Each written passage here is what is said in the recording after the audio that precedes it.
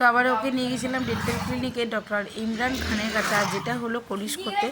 তো আপনারা চাইলে ডিটেলসটা পরে দিয়ে দিই। নমস্কার, ডেইলি ব্লগিং চ্যানেলে আবার একটি নতুন ভিডিওতে আপনাদের সকলকে আবার একবার স্বাগত। আশা করবো আপনারা সকলে বেশ ভালো আছেন, সুস্থ আছেন, যে যেখানেই আছেন। আমরা সকলে ভালো আছি, সুস্থ আছি। আর এখন ঘড়িতে বাজে গেল প্রায় 12টার কাছাকাছি। পুজো টুজো আমার সবকিছু অনেকক্ষণ কমপ্লিট হয়ে গেছে। আর আজকে হয়ে গেল স্যাটারডে। তো আমি আজকে স্যাটারডে ব্লগটা কন্টিনিউ করব। কালকে ছিল ফ্রাইডে, কালকে ব্লগ করিনি। তো কালকে গেছিলাম আবার ডাক্তারখানা।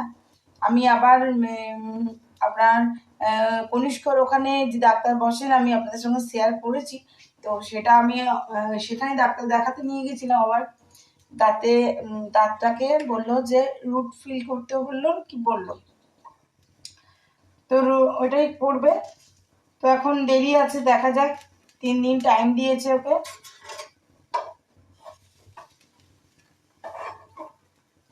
তো চলুন আজকে স্যাটারডে ব্লগটা কন্টিনিউ করি। অবশ্যই সঙ্গে থাকবেন, না দেখতে থাকবেন আমার আজকে স্যাটারডে ব্লগটা। সকাল সকাল পুজো টুজো আমার কমপ্লিট। আর আজকে যেহেতু মিডিতে সেকেন্ড স্যাটারডে ছুটি দেয়নি, সেদিনকে ফাউন্ডেশন ডে ছিল, তার জন্য আজকে ওদের ছুটি।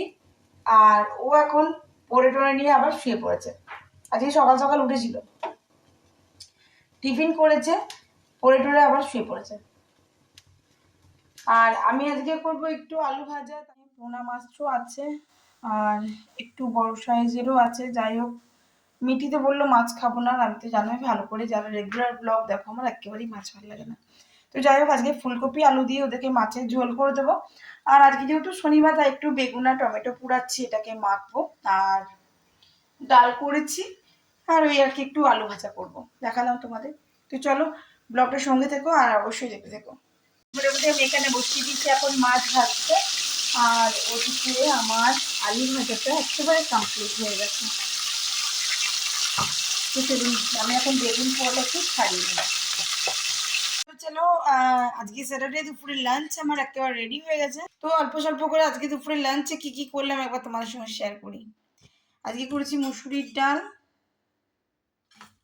এই যে আজকে ধনে পাতা দিইনি, পেঁয়াজ দিয়েছি বাট টমেটো দিইনি।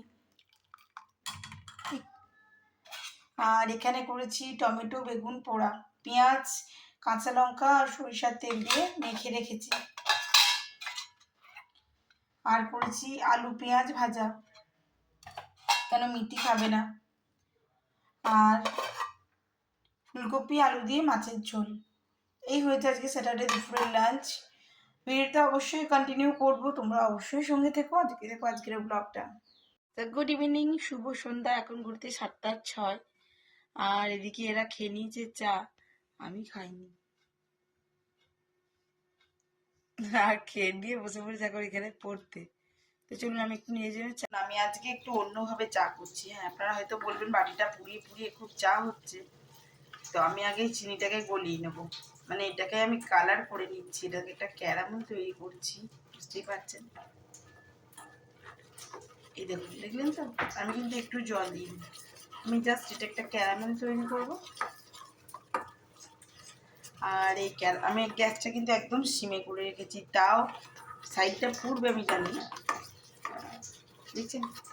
এই জাস্ট এইভাবে জাস্ট ঘুরিয়ে ঘুরিয়ে কোনো রকম জল ছাড়াই এই যে আমি কালারটা তৈরি করলাম। আমি কিন্তু এখনো কোনো চাপাতি দিইনি, দেখছেন, ঠিক আছে। টোটালি কিন্তু আমার চিনিটা গুলে গেছে। আমি তো মিষ্টি বেশি খাই না, তারা একটু চিনি দিলাম এটার জন্য, যেহেতু ক্যারামেলটা হবে, বাড়িটা পড়ে যাবে নাহলে আবার, সেই জন্য। এই দেখুন, চিনিটা কিন্তু আমার টোটালি গুলে গেছে। আর আমি যেহেতু লিকুইড দুধ ইউজ করি, তো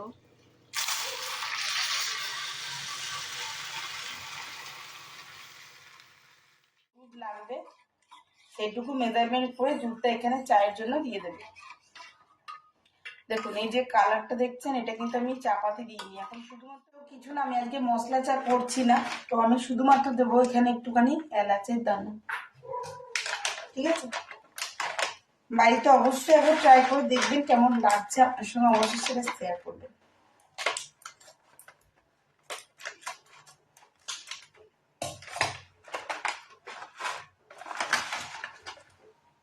এই যে আমি একটা এলাচ নিয়ে নিয়েছি, জাস্ট এটাকে ফাটিয়ে এর মধ্যে দিয়ে দেবো, খুব ভালো করে ফুটতে দেবো।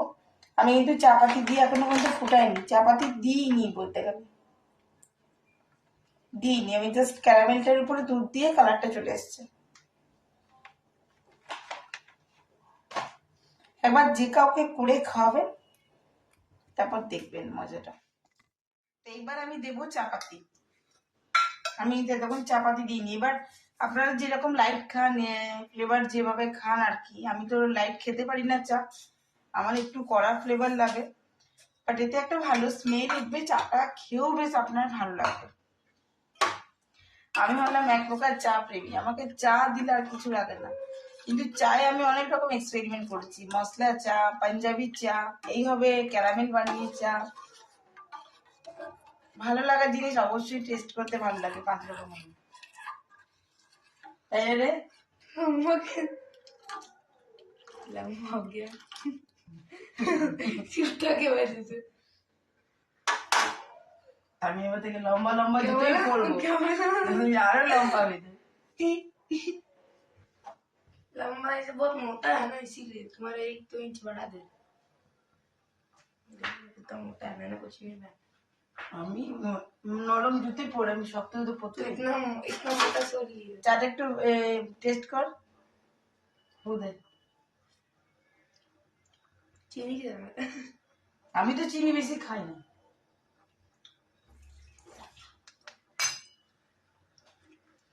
মিঠে হলে এটাতে আরো বেশি চিনি দেবে, আমার মা হলে এটাতে আরো বেশি চিনি দেবে, আমি বলে দিচ্ছি আপনাদেরকে। কিন্তু আমার চা আর চায়ের সঙ্গে 2টো করে বিস্কিট, এটা হলো মিনি ক্রিম রোল, আর এটা এমনি মিষ্টি। একদিকে করছি মিঠির জন্য টিফিন, তো আমি এখন সন্ধ্যেবেলা ওকে একটু ব্রেড টোস্ট করে দেবো। বাটার দিয়েছি, চিজ দিয়েছি, মিওনিজ দিয়েছি, টমেটো সস দেওয়া আছে, এই দেখুন দেখা যাচ্ছে অল্প অল্প চিজটা বলছে। যাই হোক, এই হলো মিঠিকে টোস্ট করে দিচ্ছি, এটা খেয়ে নেবার। এদিকে আমি বসিয়ে দিয়েছি তরকার ডাল, আর করবো আজকে ডাল পুরি। তো চলুন, আর যদি ডালপুরি রেসিপিটা দেখতে চান অবশ্যই আমাকে কমেন্ট বক্সে কমেন্ট করবেন, আমি ডালপুরি রেসিপিটা আপনার সঙ্গে শেয়ার করবো খুব তাড়াতাড়ি। রেডি হয়ে গেছে আমার হোটেল স্টাইলে একদম এক চিকেন তড়কা, আর আমি ডেকোরেশনের জন্য একটু বাটার আর পেঁয়াজ দিয়ে করে দিয়েছি, দেখতেই পাচ্ছেন। ব্যাস, এবার আমি করবো ডালপুরি, আর মায়ের জন্য একটু রুটি হবে। ডালপুরির জন্য ময়দা এখানে আমার একেবারে পারফেক্টলি মাখা হয়ে গেছে, না তো খুব বেশি নরম, না তো খুব বেশি শক্ত। এখানে ডালপুরি পুরটা আমি তৈরি করে নিয়েছি, দেখতেই পাচ্ছেন। অবশ্যই কিন্তু আমি আপনাদেরকে বললাম, যদি ডালপুরি রেসিপিটা দেখতে চান অবশ্যই আমাকে কমেন্ট বক্সে কমেন্ট করবেন, আমি আপনাদের সঙ্গে ডালপুরি রেসিপিটা শেয়ার করব। তো ওদিকে দেখালাম তড়কা হয়ে গেছে, এখন আমি এবার এগুলোর মধ্যে সব কলতে মানে এটা আবার নেচি করে আমি এর মধ্যে পুরগুলো ভরে নেবো। তো আমার বাড়ির লোকের সাহায্য নিয়ে আমাকে করতে হবে, কেন এতক্ষণ ধরে না আমি দাঁড়িয়ে থেকে করাটা আমার জন্য খুবই কষ্টকর হয়। তো চলুন পুরগুলো ভরে নিই, তারপর আপনাদেরকে ভেজে দেখাচ্ছি। তো যাই হোক, এখানে আমার বেলা চলছে, আমি ঝটপট বেলে নিয়ে অনেকগুলো ভাজা হয়েও গেছে, তারপর আমি আপনাদের সঙ্গে দেখাচ্ছি ডালপুরির সঙ্গে তরকাটা। 53 আমার এখানে যে কটা বাকি ছিল সব কটাই আমি দেখুন ডালপুরি রেডি করে নিয়েছি, আর এখানে অনেকগুলো ভাজা হয়ে গেছে, মাকে খেতে দিয়ে দিয়েছি, মানে আমার শাশুড়ি মাকে আমি খেতে দিয়ে দিয়েছি।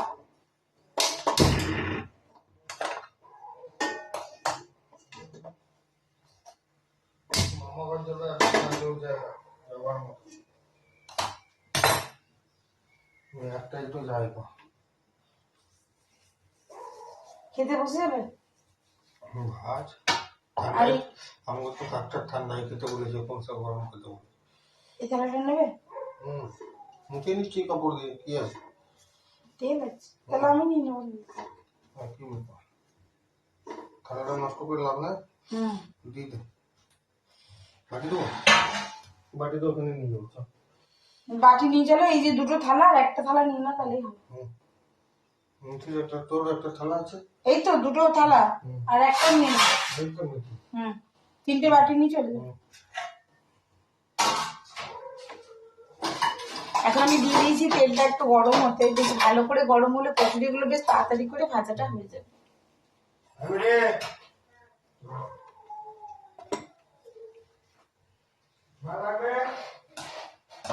তো এগুলো ভাজা হয়ে গেছে, আমি এবার এগুলো ভেজে নিই।